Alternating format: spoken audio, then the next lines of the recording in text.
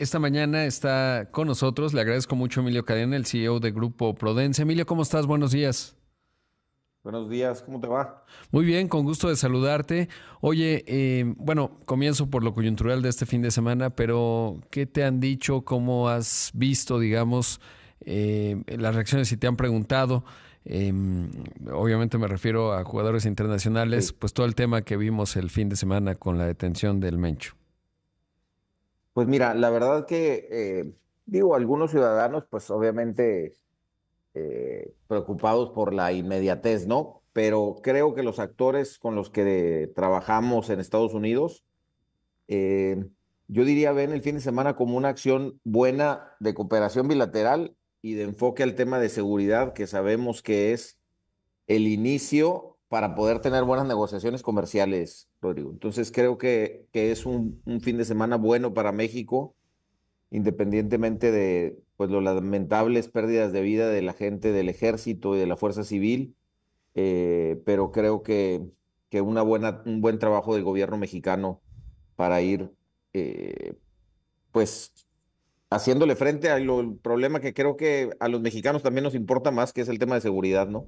Claro, totalmente. Y ahí, bueno, pues retomo la cifra de Coparmex que documenta que ha crecido muchísimo el cobro de derecho de piso en los últimos 25 años, se convierte en los últimos 10 años, perdón, y se convierte en un factor relevante. Ahora, hay otro elemento, tú y yo hablábamos, me mandaste una extraordinaria presentación pues de lo que significaron las cifras de la balanza comercial de Estados Unidos Sí. 2025, en donde México pues ya es el principal, bueno, ya éramos, siempre lo fuimos, o al menos hace unos años, el principal socio comercial, pero sobre todo, por primera vez en todo un año completo, cerramos como el principal mercado de exportación y un montón de datos que nos hablan de esta profunda Sí, relación económica y como algo que me gustó mucho es no solo en dónde somos el primer mercado de exportación, sino el segundo, y es básicamente pues todo, ¿no? Para así es. Estados Unidos. Fíjate, creo que un tema importante es cuando Estados Unidos y Canadá, que estaban trabajando en su primer tratado de libre comercio, cuando ellos deciden meter a México es porque pensaban que México podía crecer y convertirse en un mercado importante. No es hace tanto tiempo, Rodrigo, eso fue en el 94, como tú lo sabes, y el día de hoy somos el mercado de exportación para Estados Unidos por mucho más grande que ellos tienen. Entonces, es como ese sueño original se convierte en una realidad desde el año pasado y me parece que no es menor cosa. Y creo que eso tiene solamente la posibilidad de ir aumentando y por eso yo estoy confiado que Estados Unidos necesita a México, no solamente como un buen proveedor, que eso ya lo hemos platicado tú y yo muchas veces, sino como un mercado para sus exportaciones. Así que creo que es una súper noticia para la región, para comprobar que eso que se había puesto como metas sí se pudo hacer realidad. Y ojalá que para que sigamos construyendo este sistema de cooperación y de coproducción que tenemos entre los tres países, pero desde luego particularmente México y Estados Unidos. Claro, y sobre todo las cifras, el volumen de comercio entre México y Sí, Estados Unidos fue de 872 mil millones de dólares, muy despegado, digamos, de los 719 mil millones de dólares de Canadá, que ahí juegan ciertos factores. Evidentemente los canadienses están comprando menos productos estadounidenses, están enojados. También sí, obviamente Estados Unidos también bajaron las importaciones desde Canadá, básicamente y sobre todo en la dinámica en la que estamos en términos de un Estados Unidos, no solamente desde Trump, sino Biden incluso mantuvo lo que Trump originalmente definió, que es pues construir esta unidad, digamos, frente a la emergencia industrial de China. Y creo que ahí, sí, pues en la estructura de costos, tú lo vives todos los días, pues México es realmente un factor clave para que esto pueda llevarse a cabo. sí. Fíjate, tú hiciste un post también, y aquí estoy viendo en el teléfono, eh, con datos súper importantes, donde hablaba que México sí es el déficit, ¿no? Este tema que Uh Trump -huh. trae permanentemente a la conversación, de 196 mil millones de dólares, pero esto lo hicimos con casi 350 mil millones de dólares de importaciones, es decir, es un déficit, pero que tiene una parte importantísima de importaciones que nosotros hacemos. Es casi la mitad del déficit de lo que nosotros les compramos.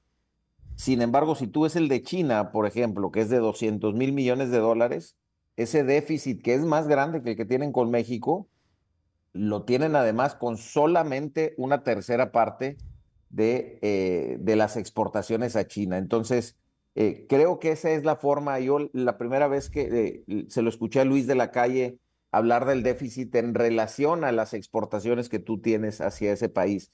Y ahí México es un país pues muy positivo para Estados Unidos. Estaremos en el lugar 40, fíjate, de ser el número 2 en números absolutos. Cuando tú lo divides entre las exportaciones de Estados Unidos hacia México, estamos en el lugar 40. Hay muchos otros lugares que tienen un tema mucho más importante de déficit en relación a las exportaciones de Estados Unidos. Y ese es un poco el mensaje que sé que el Consejo Coordinador Empresarial está tratando de llevar hacia Washington, y muchos de nosotros acompañando ahora a José Medina Mora en ese esfuerzo, ¿no? Claro, y luego habría que, lo he platicado pues con muchas personas, tú has estado también en el broadcast, y es cómo hacer visible a Estados Unidos lo significativo que sería que México tuviese un crecimiento. Eso es responsabilidad claramente de los Sí, mexicanos, pero estos datos son con un México cuyo PIB per cápita, depende cómo se vea, pues ha estado relativamente estancado ya desde hace sí, 5 años. Digo, se atravesó la pandemia, pero también muchos factores domésticos.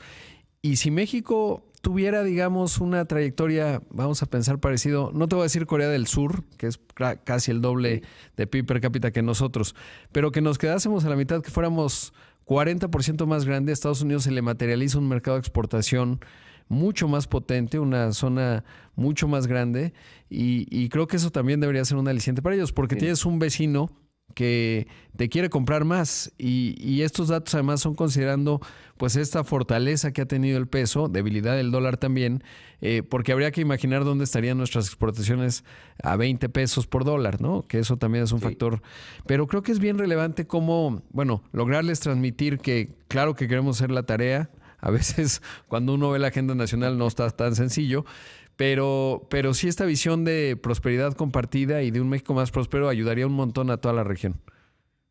Sí, mira, otra vez usando los datos con Estados Unidos. Si Estados Unidos repatriara los 100,000 millones de dólares que ellos le compran a Vietnam, por ejemplo, un poco Ujú. más de eso, a México, para exagerar el caso, ellos automáticamente aumentarían sus exportaciones hacia México en 50,000 millones de dólares.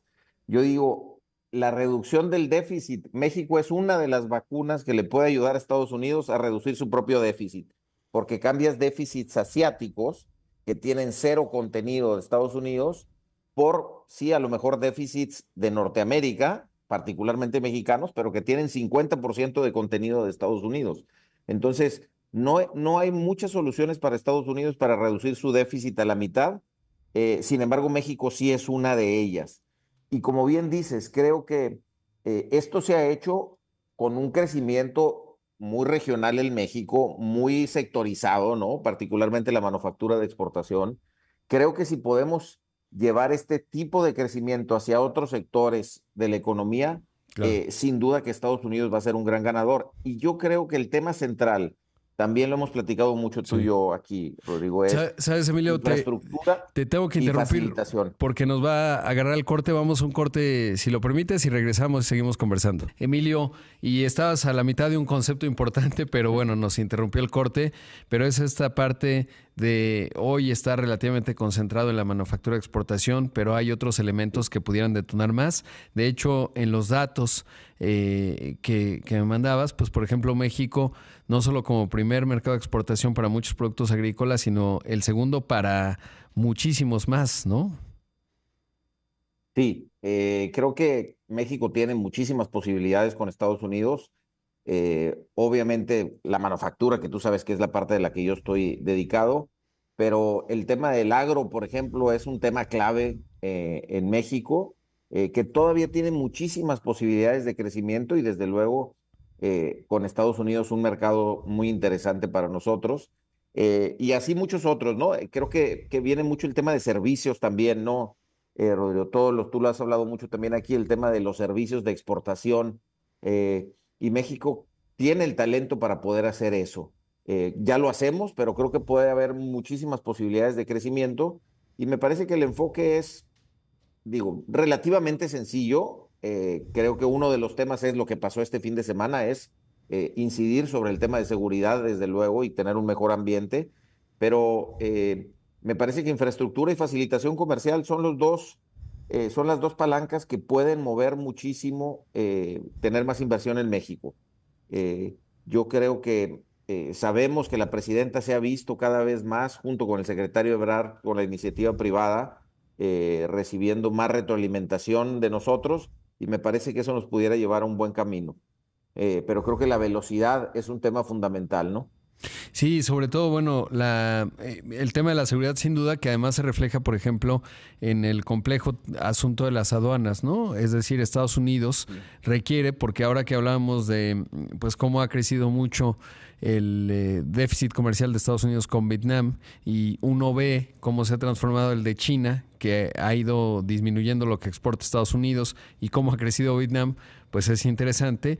Y obviamente la preocupación obvia de que también se esté triangulando vía México y ahí pues necesitamos frenar muy bien el contrabando, tener un buen control, digamos, Correcto. de las aduanas, que pasa por el tema de la seguridad y creo que ese es un asunto importante. Y la infraestructura, obviamente carreteras, pero sobre todo energía eléctrica, porque el paradigma económico que estamos viviendo pues demanda que uno no tenga que detener una inversión porque no había abasto eléctrico, ¿no? Y eso creo Sí. que también es un factor que lo va a detonar, coincido contigo, el nombre del juego es qué tan rápido se dan cuenta de la necesidad urgente que hay de despliegue de inversión privada, porque al menos ya estamos en el diagnóstico correcto, pero tengo la impresión que todavía va más lento de lo que debería, sobre todo a la velocidad que están avanzando las cosas.